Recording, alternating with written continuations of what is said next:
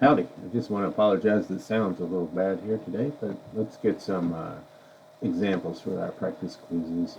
So first up, I'm going to look at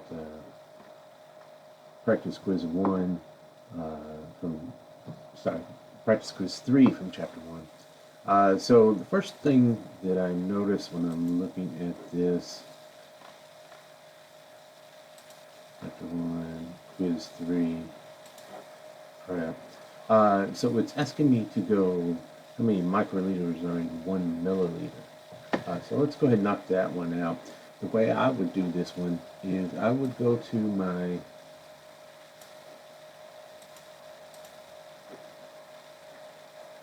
back of my periodic table, and I'm going to find my metric table. And 1 milliliter is 10 to the minus 3 liters, and 1 microliter is 10 to the minus 6 liters. And so when I want to go ahead and work this, I wrote those down. 1 milliliter is 10 to the minus 3 liters. Notice milli means 10 to the minus 3, so it doesn't go with the 10 to the minus 3. They mean the same.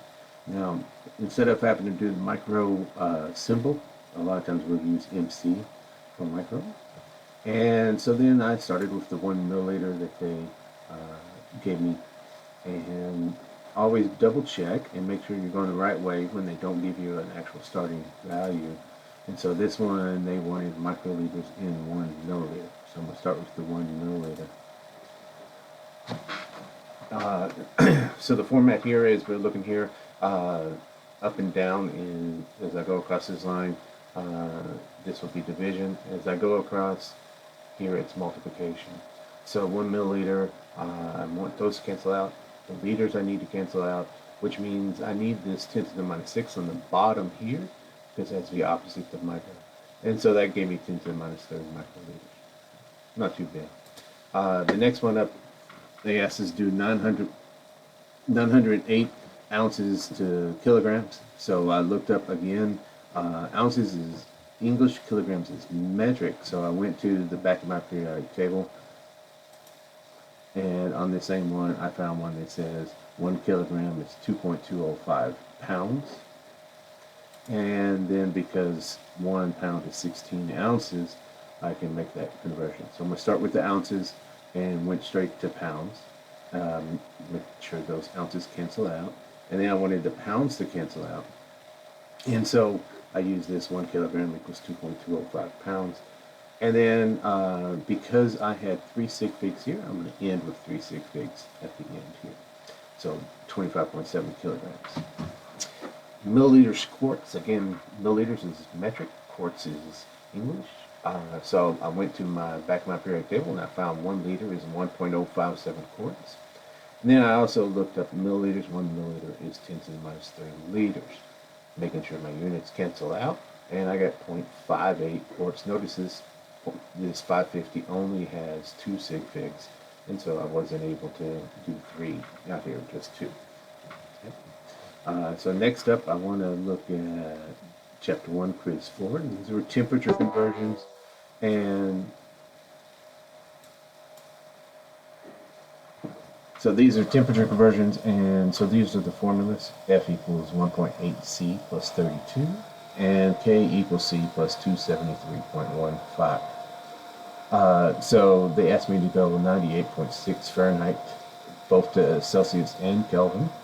So I just plugged in the Fahrenheit for the F, and then the key here is make sure you have the top in parentheses, or you do it as a separate step. A lot of people will do 98.6 minus 32 divided by 1.8 without parentheses, and it just divides the 32 by the 1.8 instead of the actual. So when I plug this in, I got 37 degrees Celsius. And then it asked for Kelvin, so I went ahead and took that Celsius and plugged it in for the C, and I got 310.15 Kelvin. At the bottom of that page, it asked me to do carats and figure out the volume. And so this one I'm actually going to be looking at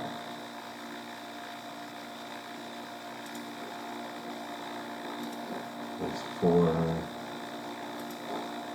some of the information it gave me for this was 1 carat is 0.2 grams.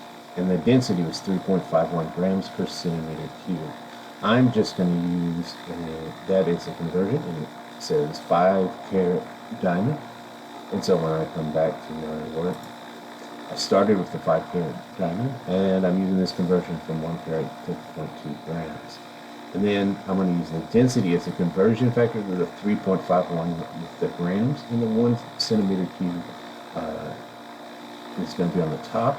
That'll give me volume for my final units. And so then when I do 5 times 0.2 divided by 3.51, I get 0.28 centimeters cubed. Okay, not too bad for that one. Chapter 2, quiz 1, I'm going to look at 1D. It asked me to write the nuclide symbol for the atomic number being 53 and the neutrons being 79. And so for this one, I went to my periodic table and I found 53. Here it is. It's iodine. And so if it's iodine and then I had 79 neutrons, I'm just going to add those up. That would be 132 for the mass number. Keep in mind that's only protons and neutrons. The electrons are not included. And it didn't indicate a charge, so I just went ahead and put a 0 there. But all we really need is the iodine 132. So I could have definitely come out here and just written iodine dash 132. And that would have been all I needed to describe this neutral atom. Right, the next one up, they gave me the symbol 6328. So this was nickel because of the mass number, or sorry, the atomic number.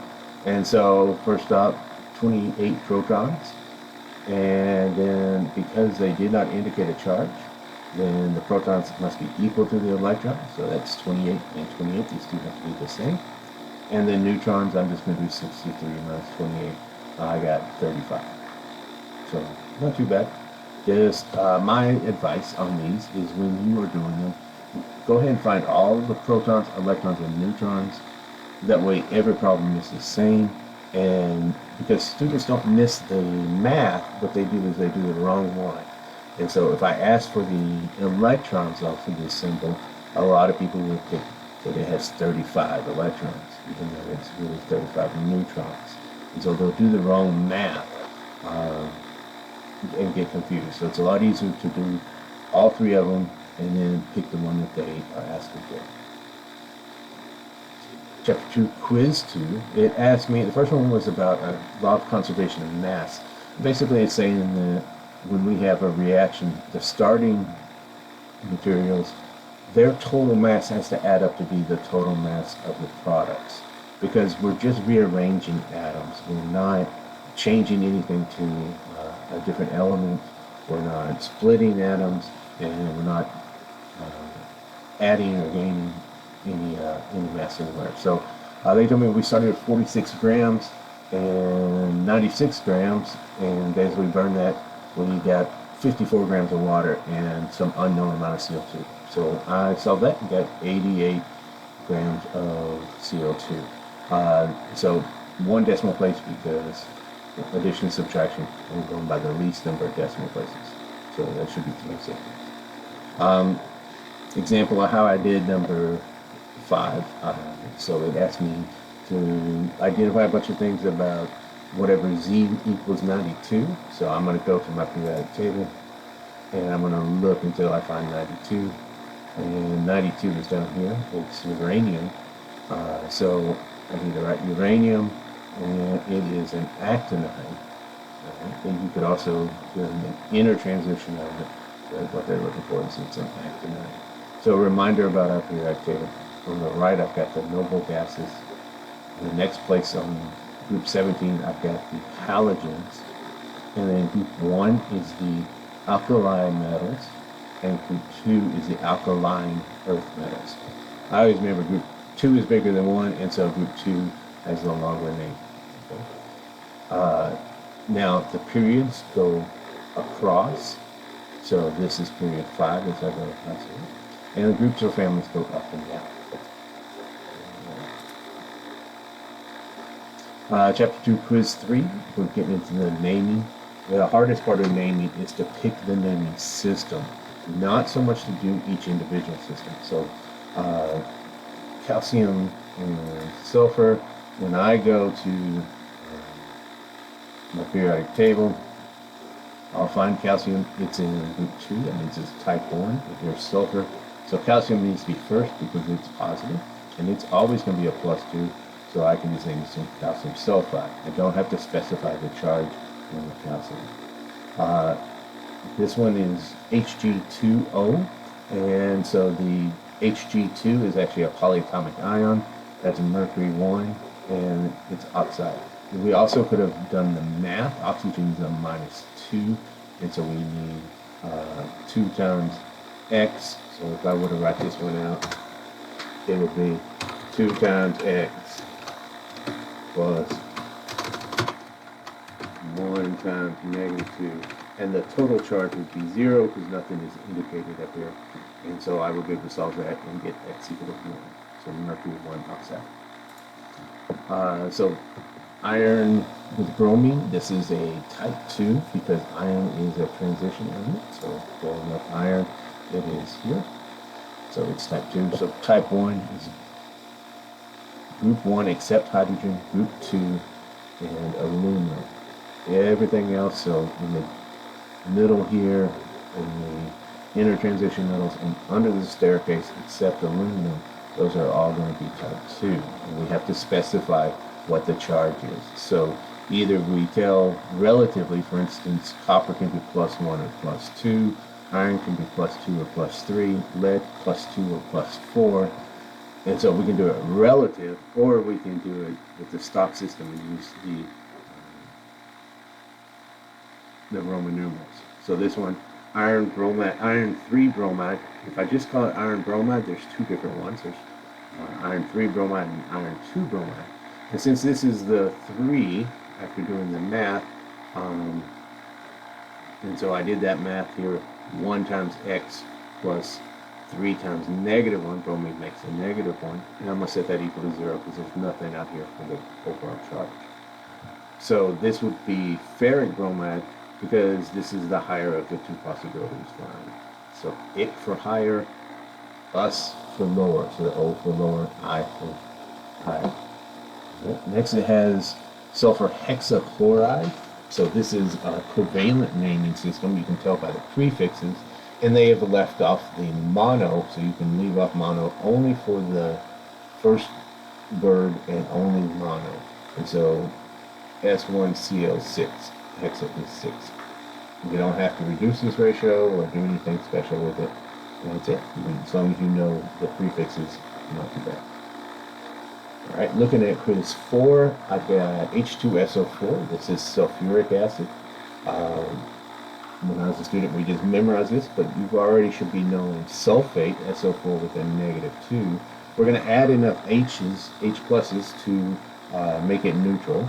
And sulfate has a higher amount of oxygen compared to sulfite, which is SO3. And so H's become ic acid, and I's become us acid. And so that one, not too bad. SNO2, this is type 2. So we've got 10.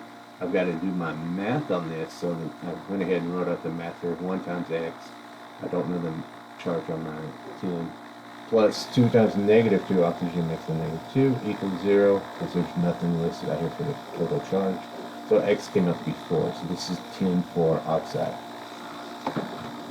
Na2CrO4, this is chromate, so sodium chromate. Notice we don't do any prefixes and we don't change the suffix. I do not want to change this to chromide. That's something different. Perchloric acid, and so when you see the per, it means more than the higher of the usual. So this would be the highest amount of oxygen. So ic acid came from the 8, so in this case chlorate, and so it has. So our options here were perchloric acid, chloric acid, chlorous acid, and hypochlorous in order of reducing amounts of oxygen.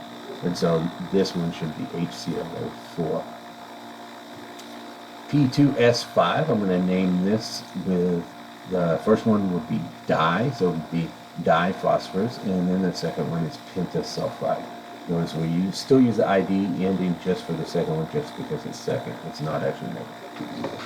All right, excellent, thank you. Let me know if you have any other questions, or if you were struggling with this. Make sure you're practicing the name. That shows up a lot also.